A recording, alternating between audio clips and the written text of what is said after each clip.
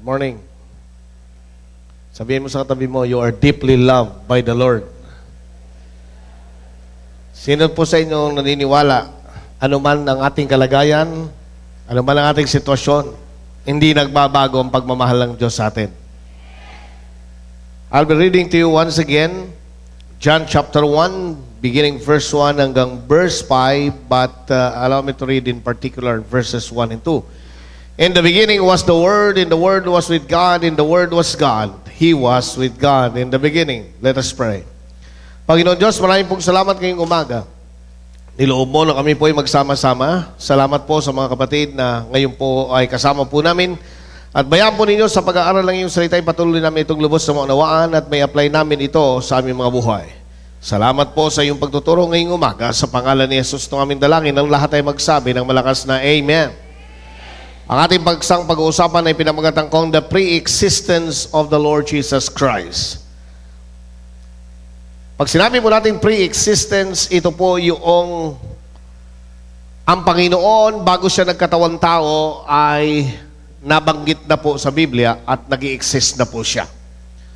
When we say the pre-existence of Jesus Christ, the appearance of Jesus Christ before He was incarnated in the flesh, that is pre-existence.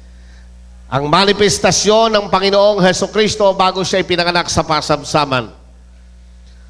Ang aklat po ng Juan ay kakaiba po sa ibang ebanghelyo.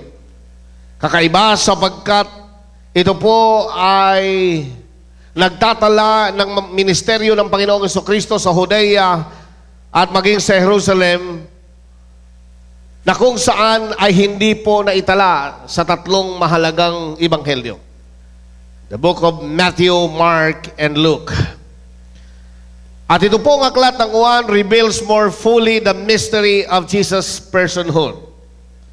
Ang ebanghelyong ito ay naisulat to strengthen the foundations of faith so that the believers might go on believing in spite of false teaching and so enter fully into fellowship with the Father and the Son. Ang sabi po ng John 17 verse 3, and this is eternal life, that they may know you, the only true God, and Jesus Christ, whom you have sent. Mga kapatid, mahalaga na lubos nating makilala ang Panginoong Hesukristo, sapagkat kung ano ang pagkakilala mo sa Panginoong Hesukristo, iyon ang pananalig o sukatan ng pananalig na pwede mong ibigay sa Panginoong Jesus. John chapter 20 verse 13-31, it says, and truly Jesus did many other signs in the presence of His disciples which are not written in this book. But these are written. Now look at verse 31 ng John chapter 20. But these are written that you may believe that Jesus is the Christ, the Son of God, and that believing you may have life in His name. So napakahalaga po pala na lubos nating makilala ang Panginoon at ngayong umaga. Ipapakita ko po sa inyo sa banal na kasulatan the pre-existence of the Lord Jesus Christ. At yun po ay pinroklama ng sumulat po ng Ebanghelyo ng Juan. At yan po ay si John the Beloved who was exiled in the island of Patmos, na kung saan ay nagkaroon po siya ng personal encounter sa ating Panginoong Hesukristo. Now, tingnan po natin ang mga ebidensya ng pre-existence of Jesus Christ. It was foretold by His prophets. Ito po ay pinahayag ng kanyang mga propeta. At isa po rito ay si Micah. Siya po ay humula ng pre-existence of the coming Messiah. Sabi po ng aklat ng Micah chapter 5 verse 2, from the New King James Version, it says, but you Bethlehem, Ephratah, though you are little among the thousands of Judah, yet out of you shall come forth to me the one to be ruler in Israel, whose going forth are from of old, from everlasting. So makita po natin dito yung prophecy o pahayag ng lingkod ng Diyos na kung saan si Kristo ay ipanganganak na siya po ay mula sa walang hanggan. At ang pangalawang propeta ay nagpahayag din po, at yan po ay si Isaiah. At yan ay makita po natin sa Isaiah chapter 9 verse 6, for unto us a child is born, referring to Jesus Christ, unto us a son is given, and the government will be upon His shoulder, and His name will be called Wonderful Counselor, Mighty God, Everlasting Father, Prince of Peace. So ito pong dalawang propetang ito ay maliwanag po na nagpapahayag na si Kristo ay ipanganganak. Now, the affirmation of Jesus Himself. Tingnan po natin ang kanyang confirmation kung siya nga po ay nag-i-exist na doon pa lamang sa lumang tipan. He claimed to have existed in Abraham's day. I want you to understand and realize that he himself claimed that he was already existing during the time of Abraham. As a matter of fact, bago pa ho si Abraham ay nandoon na siya. Narito po ang isang eksena, kaharap niya ang mga Pariseo at mga Hudyo. Ito ang kanyang deklarasyon. Your father Abraham rejoiced to see my day. So he was referring to himself. Ang sabi dito, your father Abraham rejoiced to see my day. And he saw it and was glad. So sabi niya, nakita ito at siya'y nagalak. Verse 57, then the Jews said to him, you are not yet 50 years old, and have you seen Abraham? Verse 58, Jesus said to them, most assuredly I say to you, before Abraham was, I am. So maliwanag po dito mga kapatid, mga minamahal, ang sabi po ng mga Hudyo, wala ka pang 50 anyos, paano na mangyayari? Nakita mo ang nakita ni Abraham ang iyong kaarawan. Anong sabi niya? Bago pa si Abraham, ay ako na nga. So mga kaibigan, mga minamahal, before the existence, before Abraham, ay nandoon na ho ang ating Panginoong Hesukristo. Now, He was glorified by the Father before the world began. So, ang Panginoong Diyos amang nasa langit ay niluluwalhati na si Jesus. And we can find that in John chapter 17 verse 5. And now, O Father, glorify me together with yourself with the glory which I had with you before the world was. So, maliwanag po. Bago pa ho nagsimulang sa libutan, He was being glorified by the Father. Kaya nga po mga kaibigan, mga minamahal, maliwanag po na mali ang katuruan ng ibang simbahan na nagpapahayag na si Jesus Christ ay tao lang. Ang sabi mo ng Biblia, He was existing already before Abraham, and Abraham saw His days and he was glad. At dito po ay nabasa po natin at nakita na maliwanag that He was being glorified by the Father. Alright, He revealed Himself to John as the Alpha and the Omega. Now, this is a strong statement of John the Beloved, who received a direct revelation from Jesus Christ when he was exiled in Patmos. Tingnan natin ang sabi ng Revelation, chapter 22, verse 13. I am the Alpha and the Omega, the beginning and the end, the first and the last. So this is a strong statement of John the Beloved. Ang sabi niya, I am the Alpha and the Omega, the beginning and the end. Now, the Alpha and Omega is the beginning of the Greek alphabet, and the Omega is the end of the Greek alphabet. At tayo po ay meron din po tayong English alphabet. Meron tayong A to Z. Now, gusto ko pong makita po ninyo that Jesus Christ, if we will translate it in English, Jesus Christ is not just the Alpha and the Omega, He is the alphabet of the Filipinos. Or the alphabet of the English alphabet, He is the A to Z. Now, gusto ko pong maintindihan po natin na lahat ng kailangan ng tao ay nasa alpabeto. Tama? Kung ang lahat ng pangangailangan ng tao ay nasa alphabet, if Jesus Christ is the A to Z, ako'y naniniwala, if you believe in Jesus Christ, lahat ng kailangan ng tao ay nasa Kanya, kaya kailangan natin si Lord. We need Jesus Christ because all the needs of man ay nasa Panginoong Hesukristo. So maliwanag po is the Alpha and the Omega. Siya ang simula, siya ang katapusan. Ay paano natin sasabihin na siya'y tao lang? The declaration of Paul. Now look at the declaration of Apostle Paul to the church in Corinth. This is a strong proof that Jesus Christ already existing in the Old Testament. All ate the same spiritual food, and all drank the same spiritual drink, for they drank of that spiritual rock. Look at this. That spiritual rock that followed them, and that rock was Christ. So maliwanag po sa Old Testament, nandun na si Kristo is the pre-incarnate. The pre-incarnate Christ was already existing in the form of a rock. At yun po yung iniinuman ng mga Hudyo. And that rock was the Lord Jesus Christ. Now, tingnan po natin sa Church of Philippos or Philippian Church. Very strong ito. Ang sabi niya, who being in the form of God did not consider it robbery to be equal with God. So dito maliwanag na si Jesus Christ ay kapantay ng Diyos, being in the form of God. So dati po, may kalagayan ng Panginoon. At yun po ay gusto kong bigyan ng liwanag sapagkat sa ibang simbahan, si Kristo po ay nagkatawan, ang paniniwala nila, si Kristo ay tao na naging Diyos. Pero maliwanag po dito, bago siya naging tao, siya ay Diyos muna. Alright? Mayroon siyang kalagayan. Mayroon siyang status. Alright? Who being in the form of God, did not consider it robbery to be equal with God. Hindi na inariganap na maging kapantay ng Diyos. So, ibig sabihin mga kapatid, siya ay kapantay ng Diyos sapagkat tayo ho ay naniniwala doon po sa doktrina ng Godhead. Godhead ay binubuo ng Father, Son, and the Holy Spirit. Yung salitang Godhead ay nasa Bible, pero yung salitang Trinity ay wala sa Bible, pero yun ay ginamit ng defender ng faith na si Tertullian para ipahayag at ipakilala sa mga nagtuturo ng maling katuruan ang patungkol sa Ama, Anak at Espiritu. He used the term Trinity. So the word Trinity is not found in the Bible. Ang ibig sabihin ng Trinity, 3 in 1. Yung pagkakaisa ng tatlo. At sa Bible po, tinawag diyan na Godhead. At dito po ay maliwanag na si Jesus Christ ay binanggit na siya ay Diyos. Bagamat siya ay kapantay ng Diyos. So, kapantay ho siya ng Diyos, hindi niya inaringanap na maging kapantay nito. And being found in the appearance as a man, He humbled Himself and became obedient at the point of death, even the death of the cross. Now, si Jesus ay nagkatawang tao. At siya ay naging alipin. At siya po ay hindi nagreklamo hanggang sa kamatayan. Now, bakit kailangan niya magkatawang tao? Sapagkat ang ililigtas niya ay tao. At ang tanging paraan ng pagliligtas ng tao, kinakailangan ng dugo. Ang Diyos walang dugo. The Bible says in Hebrews chapter 9 verse 22, without the shedding of the blood, there is no remission of sin. Now mga kaibigan, mga minamahal, ang salvation sa Bible, ang pagpapatawad sa Bible, kailangan ng pagwiwisik ng dugo. Kailangan po ng dugo na iwiwisik ay walang kasalanan. And Jesus is the Lamb of God na walang kasalanan.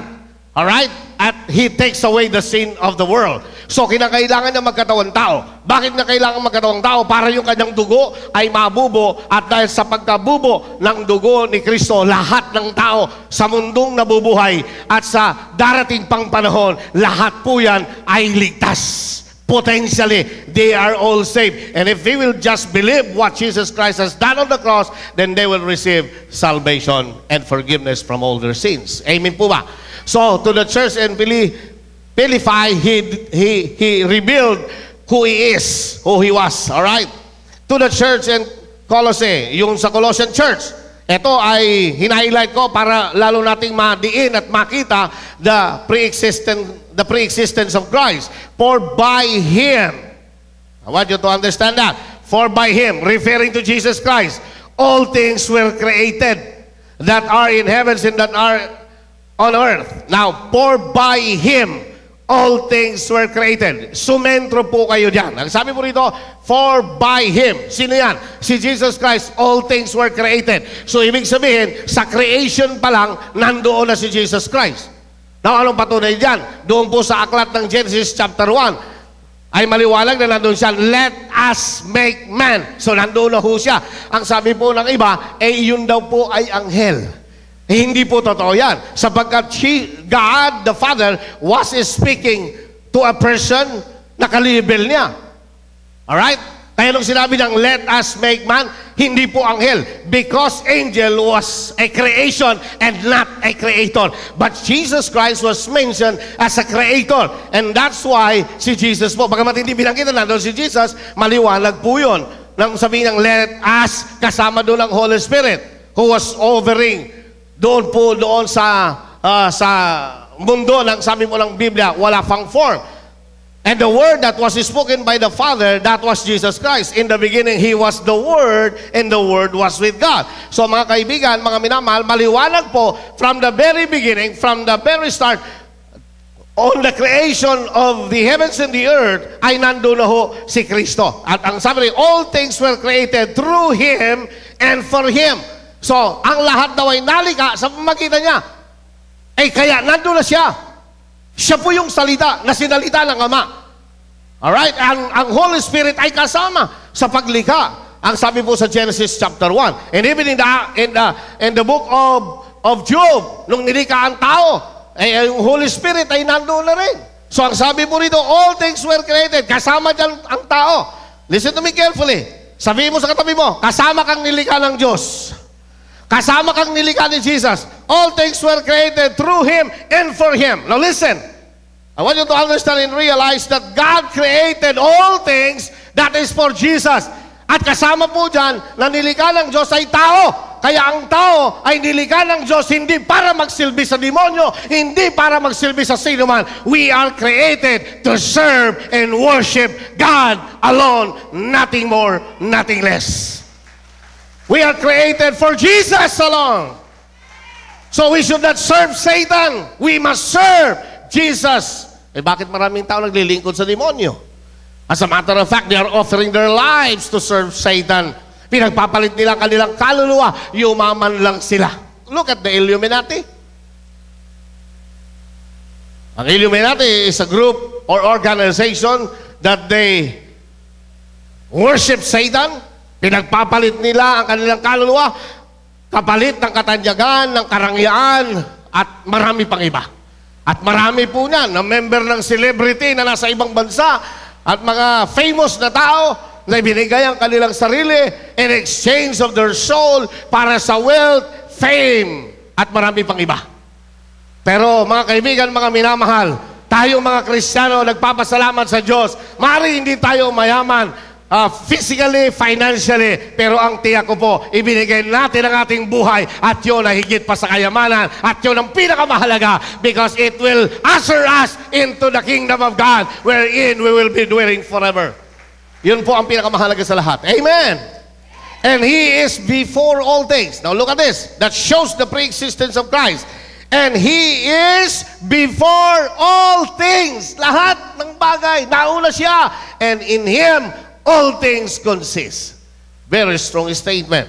Now, the significance of the pre-existence of Jesus Christ. Ano kahalagaan ng pre-existence of Jesus? Number one, it shows He is God. Sabihin nga po natin, Jesus is God. Bagamat hindi po tuwirang binanggit sa Bible that He is God, pero doon sa mga pinakita ho natin, He's not just a mere man, He is God manifested in the flesh. Alright, He was from everlasting. Siya po ay simula sa walang hanggan. At yan ay maliwanag, sabi, who's going forward are from old, from... Alright, sorry po. Now, sabi po rito, from everlasting. Everybody say, everlasting. That's Jesus. Yan po ang Panginoon Diyos na pinaglilingkuran po ng bawat isa sa atin. Ipinapakita po natin na siya ay Diyos. Secondly, He was the eternal I am. Siya yung walang hanggang I am or ako nga. I tell you the truth, Jesus answered before Abraham was born, I am. Everybody say, I am. Nung utusan si Moses na pumunta ho sa Ehipto para iligtas ang bansang Israel, sinabi ni Moses, anong ipakilala ko sa kanila? Sabi niya, I am who I am. You see? Si Jesus ay kinlaim niya that He is the great I am. Pag binanggit po sa Bible, ang great I am, it shows that He is powerful, He is sovereign, at hindi lamang ho yun. Siya po ang lahat sa lahat. Ang tindihan. He was with God. Ano po ang pinakikita nito? What does it implies? Implying a personal communion with God. So from the very start, He was with the Father. And He was God. Anong ibig sabihin niyan? Explicitly stating His deity. So pinapakita po niya ng pagiging Diyos ni Jesucristo. And that's why I want you to understand and I want you to realize that we are not just serving man. We are serving God. Now, I want you to understand this. Jesus is 100% God and He is 100% man. Nung siya po ba'y nasa lupa, ano siya, Diyos o tao? Marami hong nalilito dyan eh. Sabi nila, pag gumawa si Jesus ng himala, siya ay Diyos. Nagtatransform. Pag siya'y napagod, siya'y tao. Listen, when He came down on this earth, He was 100% man. Pero hindi rin nawala yung kanyang 100% God. Pastor, anong kanyang ginamit nung siya'y gumagawa ng mga himala? Signs, wonders, and miracles. He was using not His power, but He was using the power of the Holy Spirit. Ang sabi po ng Luke chapter 4 verse 8, and the Spirit of the Lord is upon me. So He was working under the power of the Holy Spirit. At siya po'y nagtagumpay doon sa Garden of Eden. Anong reason at kailangan niyang tuksuin at magtagumpay sa tukso? Because He wants to redeem man from the power of the enemy, from the power of Satan. Now listen, kung si Jesus ay Diyos, nung siya nagtagumpay doon sa tentasyon, pwede tayo mga tuwiran, Panginoon, nagtagumpay ka naman dahil Diyos ka noon. No, si Jesus ay nagtagumpay na tao at gusto kong sabihin sa inyo na tayong lahat ay wala na sa kamay ni Satanas ngayon. Wala nang kapangyarihan si Satanas ngayon sapagkat nagtagumpay na si Kristo. The victory of Jesus was given unto all who believes in Him. Hallelujah. There is now no reason that we cannot overcome Satan. We cannot overcome temptation because Jesus Christ overcame temptation, and we can also overcome temptation. Why? Because the Bible says, I can do all things through Christ who strengtheneth me. Si Kristo ang kasama natin. Amen. Sabihin mo sa katabi mo, you can. Sabihin mo sa katabi mo, you can. Kaya nating magtagumpay because He is God. And He is not only God, He is life. Siya ang buhay. He is the creator and sustainer of life. Kaya nga sinabi niya, ako ang nagbigay, ako ang kumukuha. Mga kapatid, kung bakit ka nabubuhay, it is because of Jesus. And that's why we need Jesus. Amen. Anong sabi mo lang ang Biblia? In Him we live and have our being. Kaya kailangan natin si Jesus. Kaya pag wala si Jesus sa buhay mo, patay ka sa harapan ng Diyos. Spiritually speaking, you are dead before God. If you don't have Jesus, but if you have Jesus, you are now alive. Pag pinag-usapan po dead sa Bible, you are separated because of sin. But praise God, Jesus died on the cross of Calvary, and because of what He has done on the cross, you are no longer dead. You are now alive. It means you are now connected to God. You have now access to God. You can now call Him Abba Father because you have now relationship with the Father. It is because of Jesus. It's not because of Mary. It's not because of our religion. We have now access to God. It is because of Jesus. Sabihin mo sa katabi, you need Jesus. He is the creator and sustainer of life. Siya po yung nag-sustain ng ating buhay. All things were made by Him. Ang lahat ng bagay ay nalika sa pamamagitan niya. Colossians chapter 1, verse 16. All things are held together by Him. Listen to me carefully. All things are held together by Him. Colossians 1:17 from the New Living Translation. He existed before everything else began. So bago pa nagsimula ang lahat ng bagay, naroon na siya. And I want you to realize this. And He holds all creation together. He holds all creation together. Mga kaibigan, mga minamahal, hindi ba napansin? Bakit hindi nagkukulay ng mga planeta? Si Lord ang may control niya lahat niyan. Bakit ang mundo ay hindi nawawasak pa rin hanggang ngayon dahil hawak ng kamay ng Panginoon? Amen. If we can hold all things together, we have an assurance from the Lord. It means if we are in the hands of God, we are secured. Pag nasa kamay ho tayo ng Diyos, sigurado ang ating buhay. Kapag ang buhay natin ay nasa kamay ng Diyos, hindi tayo dapat kabahan, hindi tayo dapat matakot because He is in control of our life and everything will be fine. Kaya kung ang buhay mo ay nasa Panginoon, kahit may problema ka, magtatagumpay ka. Ano mang gawin ng diablo para wasakin at sirain ka, He holds everything in His hands. Hallelujah. Hindi ba kayo excited? Parang lang po sa inyo, dumadaan ang mga pagsubok at problema sa buhay. Let me tell you that everything is under control. If you are in the mighty hands of God, you will be protected by God, the Lord. Hallelujah. Now let me give you an example in the Bible. Isa po sa mga taong nasa kamay ng Diyos at anuman ang nangyari sa kanya, hindi siya pinabayaan ng Panginoon at siya ay nagtagumpay sa dulo. Meron pong isang lalaki sa Bible na siyang larawan o tipo ni Jesus Christ. Ang pangalan niya ay si Joseph the Dreamer. Siya po ay kinaingitan ng kanyang mga kapatid sapagkat siya ay lagi na nanaginip at yun po ay patungkol sa kanilang future at yun ay sinasabi niya sa kanyang mga kapatid at siya po ay kinaingitan, nagselos ang kanyang mga kapatid. Kaya isang araw habang sila po ay nanda sa wilderness at dala ang mga tupat para magpastol, ang sabi po ng Biblia, yung mga taong inggit, makinig kayo, may mga tao talagang walang magawa sa buhay kundi mainggit. Sabihin mo sa katabi mo, salamat wala niyan sa CGM. Parang mayroon Sabi ko, wala niyan sa CGM, mga inggitera at inggitero. Salamat. Parang hindi kayo kumbinsido.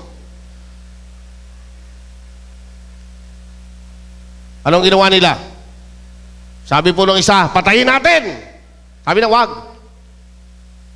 May parating na mga ngalakal, ibenta na lang natin. So, binenta nila si Joseph. Mga kapatid, ibinenta siya. Ibig sabihin, magiging alipin siya. Let me tell you, he was beloved son of Jacob. Pinakasisinta siyang anak ni Jacob sapagkat siya'y anak sa katandaan ng minamahal niyang asawa. So, binenta. Now, I want you to understand, in the sight of man, he was demoted. From being a beloved son, now became a servant. Anong ginawa? Dinala ho siya sa Egypt. Dahil sa po ngayon ay nabili, kailangan ipagbili siya para kumita ang mga mangangalakal. Nagkaroon ng mga bidding. At dahil sa po yung magandang lalaki na katulad ko ay mataas ang bidding sa kanya. Parang ayon sa mga ayon. So nabid po siya na mas malaki. Ang nakakuha sa kanya ay si Mr. Potiphar. You see? He was demoted, but he was promoted by God. Ano nangyari? Dahil ang Diyos ay kasama niya at hawak siya ng Diyos, siya po ay binigyan ng favor ng Diyos magitan ni Mr. Potiphar. At dahil nakita lahat ng kanyang ginagawa ay pinagpapala, mga kapatid, ang mga anak ng Diyos, ano man ang ginagawa natin, pinagpapala tayo ng Diyos. And you are not a curse, you are a blessing. Anong nangyari? Sabi po ng Bible, lahat ng kanyang gawin doon sa sambahayan ni Potiphar ay gumiginaw at pinagpapala si Potiphar. Kaya ang ginawa kay Joseph, siya po ay pinromote. Siya ay ginawang mayordomo, tagapangasiwa ng buong sambahayan ni Potiphar. Lahat ay pwede nang gawin, maliban pakialaman ng asawa ni Mr. Potiphar. Pero alam nyo, araw-araw, tinutokso siya ng asawa ni Mr. Potiphar. At anong nangyari? Dumating ang sandali na siya po ay tinawag doon sa kwarto at siya po ay hinihiling na makipagsibing, ayaw pumayag ni Joseph sapagkat siya may takot sa Panginoon. Ang kanyang ginawa, nahablot yung kanyang balabal at siya po ay inakusahan ng rape. At anong nangyari? Alam nyo, yung mga maling balita, minsan yung madalas pinaniniwalaan ng tao. Sana po ang mga Kristiyano hindi ganyan. Bago tayo maniwala, mag-imbestiga muna tayo. Eh marami po, hindi pa nag-iimbestiga, chismosa na, chismoso. Uy, alam mo, nakita ko si brother nakasakay sa kotse. Nung bumaba, siya pa nagbukas. At saka yung babae bumaba, hinawakan sa kamay. At pagkatapos sinalalain, nako, magkabit yun. Hindi pa tayo nag-iimbestiga, hindi mo alam, kapatid pala yun sa nanay. Are you listening? Ang dali natin humusga, ang dali natin magbintang. So ano nangyari? Inakusahan po si Joseph na hindi naman totoo, pero nung naging resulta, mas pinaniwala ni Mr. Potiphar ang bintang at sabi ng kanyang asawa, of course nga naman, paniniwalaan dahil asawa. Nabilang ko si Joseph. Mula po sa tagapangasiwa ng bahay ni Mr. Potiphar, nadimot na naman siya sa tingin ng tao, napunta siya sa bilangguan. What a demotion! Pero makinig kayo, sa Diyos walang demotion. At dahil kasama niya ang Diyos, naging tagapangasiwa siya ng bilangguan. At ang bilangguan na pangit ay gumanda dahil sa kanya. Alam niyo, pag kayo ay anak ng Diyos, saan man kayo mapunta, lahat ay gumaganda. Palapakan natin ang Panginoon. Hallelujah! Pag anak ng Diyos, anumang pangit ng sitwasyon, lahat ay gumaganda. Dahil hawak kayo ng Diyos. Ano nangyari? Nagkaroon ng panaginip na interpret niya. Panaginip nung isa sa mga lingkod ng hari, makakabalik sa tungkulin. At ano nangyari? Nakabalik nga sa tungkulin. Ito ngayon, nagkaroon ng panaginip. Ang pangunahing leader ng Ehipto at naituro po nung nakabalik na nandoon sa bilangguan na lingkod ng hari. Tinawag ho si Joseph. Listen to me carefully. Hawak siya ng Diyos. Kahit anong dumaan sa kanyang buhay, negative things happened in his life. But God is holding his life. Ano nangyari? Na-interpret niya yung panaginip ng hari. At dahil po sa interpretasyon niya, siya po ay pinromote ng Diyos. Now listen, promotion does not comes from men. Promotion comes from above. Promotion comes from the Lord. Kaya huwag kang dumikit sa tao. Sa Diyos ka dumikit. Sa Diyos may pagpapala. Sa tao may sumpa. Hallelujah. So what happened? What happened? He was promoted. He became the second highest official of the land. You see that? Naging ikalawang powerful man of Egypt. At nangyari po ang kasaysayan. Pinagpala ang Ehipto dahil kay Joseph. At nangyari ang lahat ng paganaginip. Mga kapatid, makinig kayo. Minsan, pinapahintulot ng Diyos na dumaan tayo sa mga pangit na sitwasyon. At anong sabi ng mga kapatid? Nagsisisi silang bininta nila si Joseph.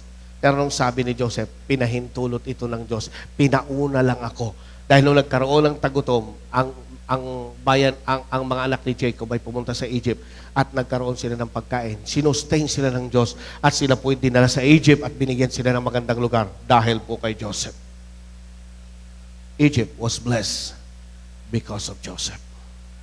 I want you to understand and I want you to realize your household will be blessed because of you. Our nation will be blessed because of you.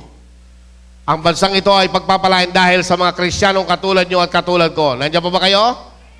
So hanggat hawak ng Diyos ang ating buhay, magkalyamerda-lamerda man ang ating buhay, magkaloko-loko man ang buhay natin sa tingin ng iba. Pero one thing for sure, ang lahat ng bagay hindi dapat natin ikatakot because God is in control. Meron ka bang dinadaan ng matinding pagsubok at problema ngayon? Don't quit. Go on.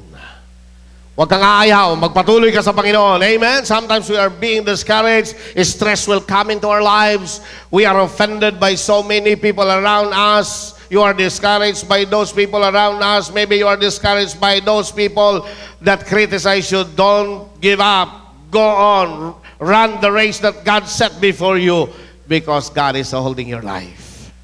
Ang katawag ng Diyos ang buhay mo, hindi ka mapapahamak. Without Him, nothing was made. Kung wala si Kristo, walang malilika. All things were made through Him, and without Him, nothing was made that was made. In Him was life itself. So nasa Kanya ang buhay mismo. He gives us hope for our own resurrection. Kung siya ang siya pinanggagalingan ng buhay, mamatay man tayo, meron tayong pag-asa that one day we will be resurrected by God. John 5:21, for us the Father raises the dead and gives life to them. Now, on resurrection, giving life to the dead. That is resurrection. So, anong sabi dito? For us, the Father raises the dead and gives life to them. Even so, the Son gives life to those to whom He will. So, nagbibigay siya ng buhay. Kaya yung buhay natin galing kay Jesus. On the last days, you may die today. Hindi pa nagra-rapture. Pagdating ng rapture, He can grant you life. Kaya kanyang bigyan ng buhay. Kaya may resurrection. Sa uling panahon at ikaw ay bibigyan ng buhay. Jesus said to her, I am the resurrection and the life. He who believes in me, though he may die, he shall what? Live. You see? Kaya mga born again Christian, hindi ko natatakot mamatay because one day he will live. Siya'y muling mabubuhay. And Jesus will give that life to him. He is light. So He is the life and He is the light. Jesus is the only qualified to bring light into the world. Kaya nga po mga kapatid, ang mundo ay nagkakaroon ng ganda ng buhay. It is because of Jesus. Gusto mo bang ang buhay mo'y gumanda? Ang buhay mo na magulo? Ang buhay mo punong-puno ng kasalanan? Punong-puno ng kadiliman? Gusto mo bang guminhawa at gumanda ang buhay ninyo? Magsabi ng amen. You need Jesus. He gives us life. He gives us light. And He gives us life. Jesus is the only qualified to bring light into the world. In Him was life, and the life was the light of men. At ito matindi. He is the light of the world. He offers us light of light. Then Jesus spoke to them again, saying, I am the light of the world. He who follows me shall not walk in darkness, but have the light of life. So we'll have the light of life. Kaya nagpapasalamat tayo nung makilala natin ang Panginoon, wala na tayo sa madilim na buhay. Tayo iniliwanagan ni Kristo. Amen? Yung iba sa atin, dati noon ay babaero, ngayon hindi na. Dati chismos at chismoso noon, ngayon ay hindi na. Dati noon ay manginginom, ngayon kung kunti na lang. Hello, nandiyan po ba kayo? Yes, yung iba po sa atin, mayroon pa mga bisyo. We are still struggling, but one thing for sure, ang magandang sinimulan ni Jesus ay tatapusin at lulubusin niya hanggang sa muli ng pagparito. Amen? Yung magandang sinimulan ng Diyos ng pagbabago ay lulubusin niya. Maari ang ilan po sa atin ay may mga obvious pang dapat baguhin. Pero one thing for sure, mababago ka rin. Kaya huwag tayo mainip sa mga kapatid na hindi pa nababago. Yung mga taong mainitin ng ulo, huwag ka mag-alala. At least, kung dati noon, pumapalo ng 100 yung galit mo. Ngayon, 50 na lang, 50-50 na lang. Hallelujah. At least may nabago. Ang masama yung walang nababago, lalo pang lumalala. Yung iba sa atin, di ba, kung manigarilyo noon, isang kaha, ngayon isa-isa na lang. Mawawala din yan. Promise. Dahil ako po'y naniniwala, pag si Lord nagsimula, tinatapos niya. Pag inayos ni Lord ang buhay mo, aayusin niya all throughout. Okay. Rating yourself 1 to 10. Sino mo pagsasabing, binago na siya ng lubos? Sino mo pagsasabing, 10 na siya, na wala nang dapat baguhin? Meron ba magsasabi? Na siya ay wala nang babaguhin? Kung magsasabi kang, Pastor, 10 ako! Kunin ka na ni Lord. Tapos na si Lord sa iyo eh. Kaya hanggat buhay ka at nandito ka, at may mga bagay na babaguhin sa iyo, magpasalamat ka kay Lord. At kung ikaw ay naiinip sa pagbabago ng anak mo, huwag ka mainip. May timetable si Lord yan. Yung iba, nice pakialaman si Lord. Ano ba naman yan? Ang tagal-tagal mo ng Kristyano? 20 years ka na? Ako nga, kamuboard, naging kulang nung 1 taon. Tingnan nyo, dami na nabago sa akin. Oo, marami na nabago sa iyo. Yung nakikita, yung panlabas, hindi pa. Chismosa ka pa rin. Kaya huwag mong pakialaman. Sabi mo sa katabi mo, walang pakialaman. Kaya mong baguhin siya ni Lord. Amen. Ang trabaho mo, huwag i-criticize. Ang trabaho mo, ipag-praise siya. Huwag mo ipag-pray, Lord, hindi siya nagbabago. Kunin mo na siya, please. Huwag. Ay pag-pray mo, Lord, kung binabago mo ko, babaguhin mo rin siya. Patayo-tayo pa sa pulpito. Hipokrito. Mga kapatid, mamamatay ka sa inggit. Yung tao nakakatayo sa pulpito, ikaw hindi ka matayo sa sobrang galit mo. Hipokrito yan. Nagsasalita yan. Hindi totoo. Hindi pa naman ang bago yan. Ikaw ba nagbabago? Si Lord na nagbabago.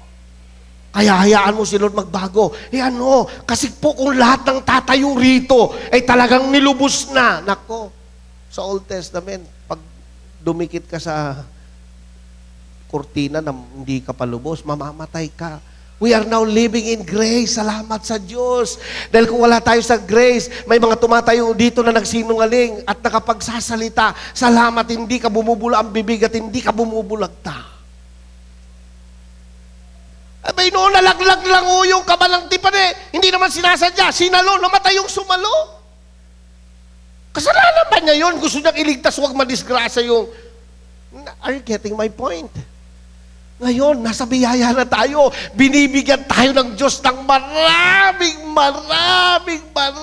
pagkakataon na magsisi. Kaya kung hindi ka mababago, hindi kasalanan ng Diyos, kasalanan mo. Amen? Kaya kung may kapatid ka nakitang nanigarilyo, huwag mo na ipagkalat. Alam mo na siyang bading pa rin, kumilos. Okay lang, magiging badong din yan. Ano ba naman yung pastor? Ang tagal na. Bakit pumipilantik pa rin?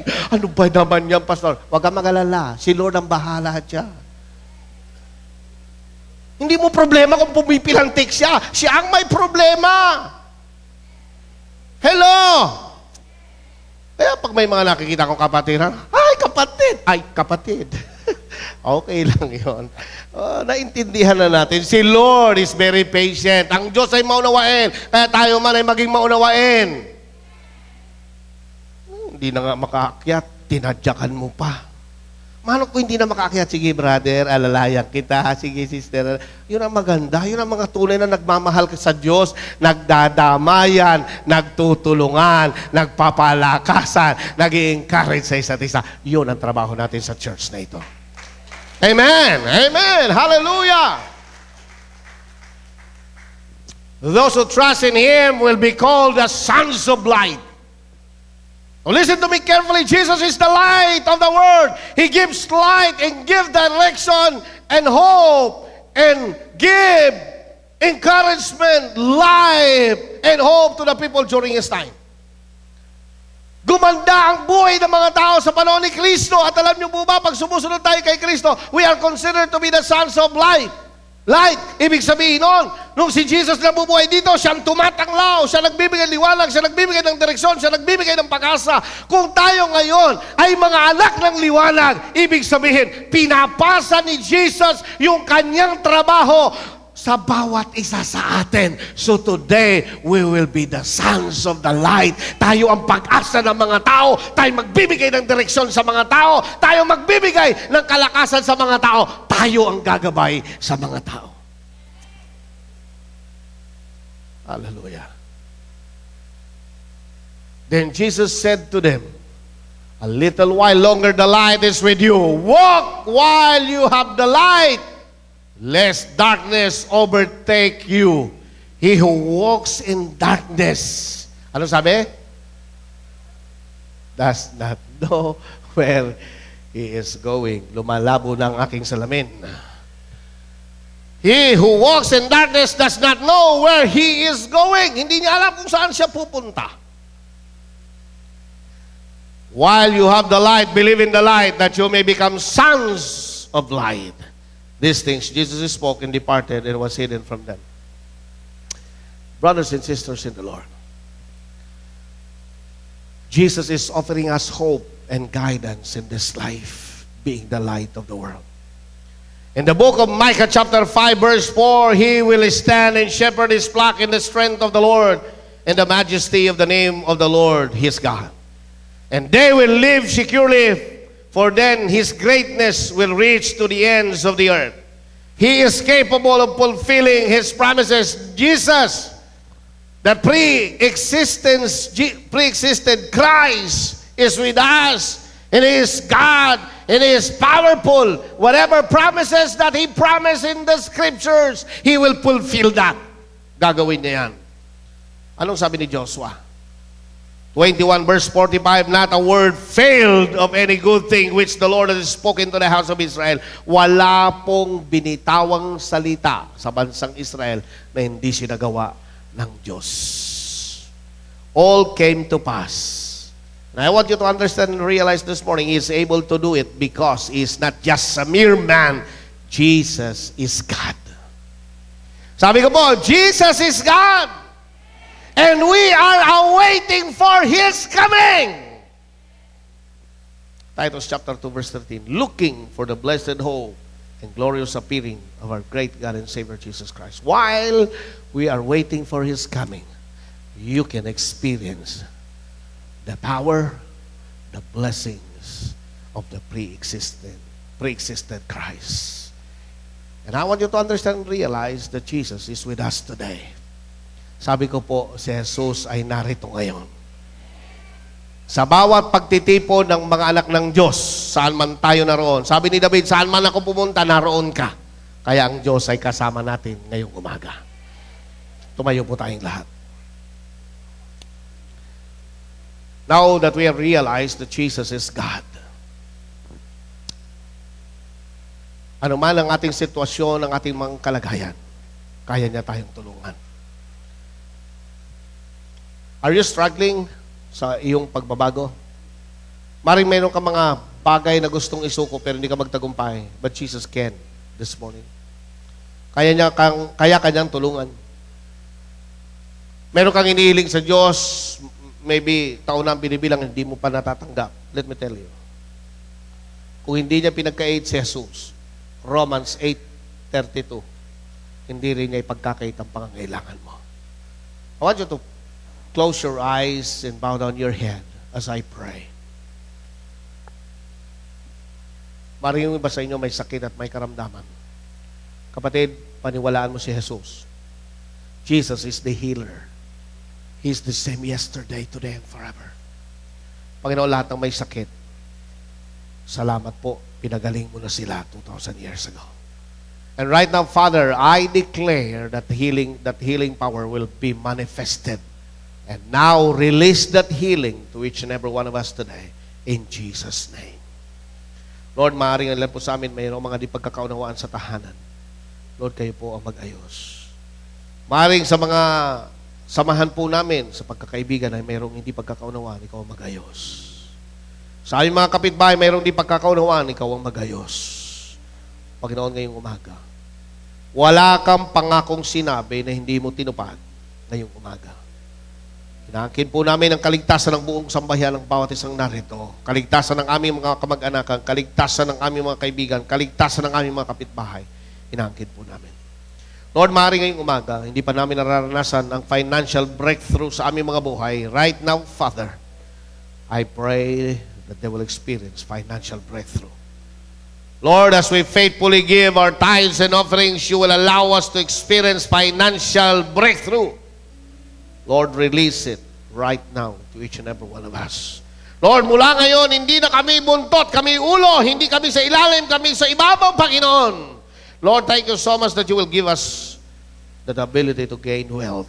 Lord, I pray, yung mga kapatid namin na nangangailangan ng promotion, ngayong linggo, promotion will come in Jesus' name.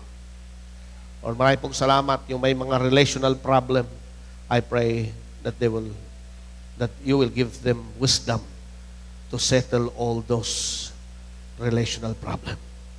Lord, maaaring may mga mag-asawa, Panginoon, na hindi ho nagkakaayos at laging nagtatalo. Ngayon, Panginoon, bigyan mo sila ng peace. Bigyan mo po sila ng wisdom how to deal with their difficulties and differences. Salamat po ng marami. We entrust to your lives. Bless us today.